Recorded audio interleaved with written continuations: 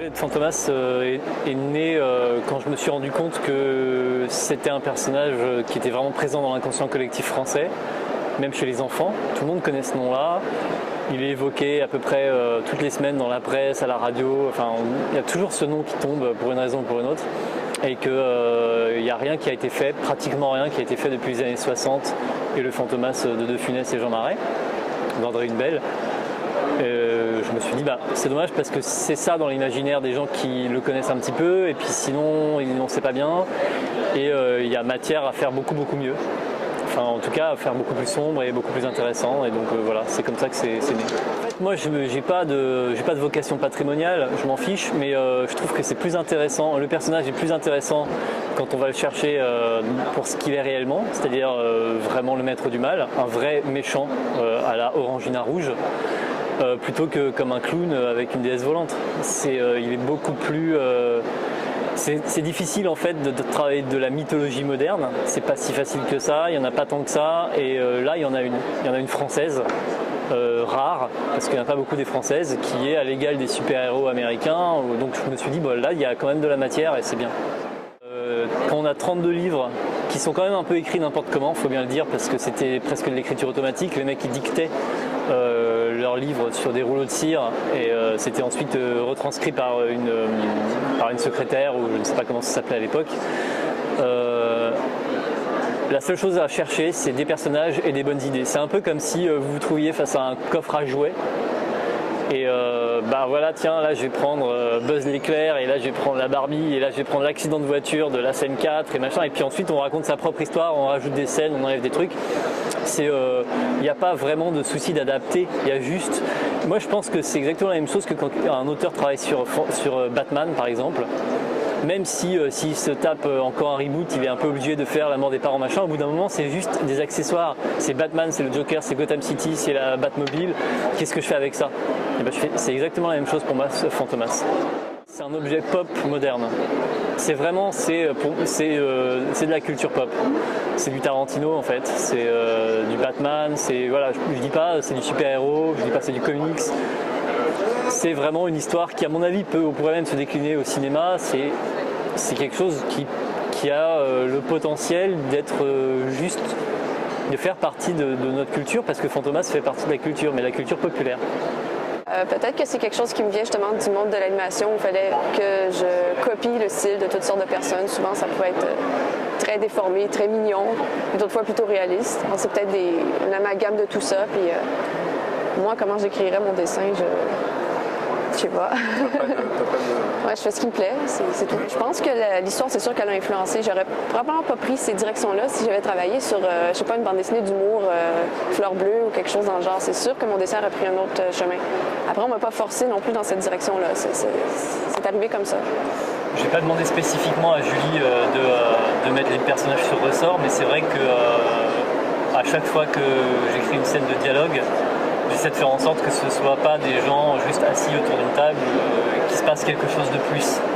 Donc les décors sont souvent différents et on peut vraiment les chercher même quand justement il y a des personnages assis autour d'une table, il y a quand même une mise en scène qui dit quelque chose de différent de juste c'est un chant contre chant. Il n'y a pas de chant contre chant dans ces albums et il n'y en aura pas.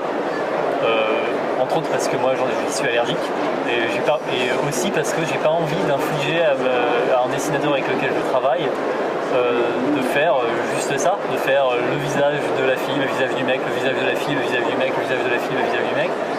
Je trouve que ça n'a aucun intérêt, autant faire de la photocopie dans ce cas-là.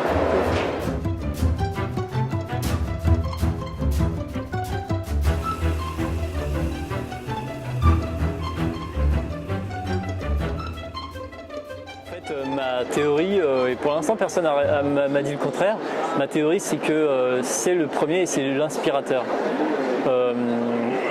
En fait, il faut savoir que Fantomas a eu du succès immédiatement, dès 1912-13, et un succès international à tel point qu'il y a eu des films, il y a une dizaine de films qui ont été faits aux États-Unis, qui n'ont pratiquement pas été vus en France pour des histoires de droit, mais aux États-Unis c'était une star. Et et les gens qui ont vu ces films-là dans les années 20, ils ont pile l'âge qu'il faut pour, dans les années 30, inventer les super-héros. Et le tout premier super-héros de comics, il s'appelle The Phantom. Et c'est un héros masqué en juste au corps noir. Et comme par hasard, c'est le sosie de Fantomas. Et derrière, 2 ans après, arrive Superman, Batman et tous les autres. Moi, je prétends que Fantomas est en fait le premier super-héros, même si c'est un super vilain. J'ai les commentaires d'Olivier et de Pauline et puis des gens qui je demande, qui orientent parfois mes choix, mais sinon, si je fais... le dessin déjà lui-même n'est pas réaliste, donc j'ai pas grand intérêt à vouloir faire des couleurs très naturalistes non plus, ça m'ennuierait en fait. Ça revient un peu comme tout à l'heure quand vous me demandiez comment j'écrirais mon style, je fais ce que je trouve beau, ce que je trouve joli, puis la couleur en fait ça peut changer complètement une atmosphère. Le même dessin coloré différemment, tout d'un coup un tout autre impact, puis on le lit plus de la même façon, donc je tiens compte de ça aussi quand je fais des choix de couleurs, puis quand je fais des essais. Début de la vingtaine, j'étais complètement dans ce style-là. J'en consommais beaucoup. Justement, je regardais ces vieux films, les peintures, les expressionnistes et tout. Puis ensuite, c'est quelque chose que j'ai vraiment mis de côté, mais qui est resté quand même des petits trucs, des vestiges. Puis c'est complètement ressorti dans Fantomas. En même temps, c'était une occasion parfaite pour faire des angles dramatiques puis des grosses masses de noir anguleuses impressionnantes. Ça s'y prêtait bien. De départ, et c'est un truc qui est, mine de rien, à mon avis, unique pratiquement dans la bande dessinée, c'est qu'à partir du 2e tome, le lecteur comprend que ce qu'il regarde, les personnages qu'il voit, ne sont peut-être pas les personnages qu'il croit voir. Justement parce qu'il n'a pas de visage, donc il peut prendre tous les visages. Dans une scène où vous avez l'impression de voir le héros, vous êtes peut-être en train de voir le anti-héros, et au bout d'un moment, ça crée une tension dans le récit qui fait qu'on n'est jamais sûr de le lire au premier ou au second degré. Et avec Julie, on en a parlé très très tôt. L'idée, c'était justement de ne pas lui donner un visage fixe et que son identité, ce soit la silhouette et la cagoule. Donc, quand c'est la silhouette et la cagoule, on sait que c'est lui. Mais le reste du temps, on peut toujours avoir un doute.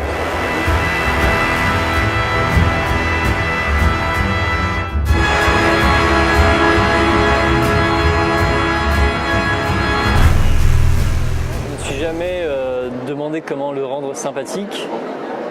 Je pars du principe que le Joker, pour revenir à Batman, il est sympa parce qu'il est extrême. Et pour moi, Fantomas, c'est un peu la même chose. C'est-à-dire qu'il a quelque chose de fascinant. J'ai pas voulu.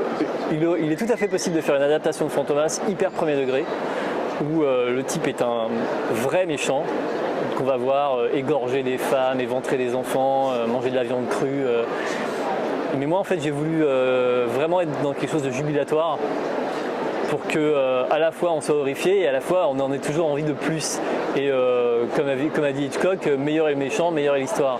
Et en face de ça, du coup, quand on a un méchant pareil, on est obligé d'avoir des héros assez extraordinaires en face. Et je trouve que Juve, il s'oppose très très bien à ce gars-là.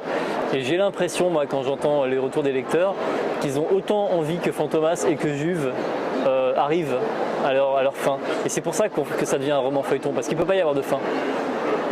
En fait, il peut y avoir une fin, il y a une fin de prévue, mais ça reste toujours ouvert. Même quand Souvestre et Alain, à la fin du 32e roman, ils ont tué Fantomas, Souvestre, Alain, quand il a continué tout seul, il a recommencé, il a ressuscité Fantomas. Parce qu'on a envie en fait de voir toujours la confrontation de ces deux personnages-là. Typiquement, le fond du truc, c'est exactement comme, encore une fois, je prends cet exemple parce que tout le monde le comprend, pour Batman et le Joker. Batman arrive à défaire le Joker à la fin, mais le Joker finit toujours par gagner. C'est-à-dire qu'il revient, mais il a perdu la raison pour laquelle il était méchant au départ.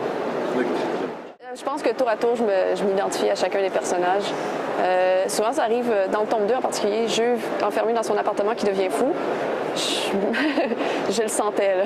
Je compatis. Sinon, je sais pas, peut-être Bouzille, peut-être Toinette, la bonne.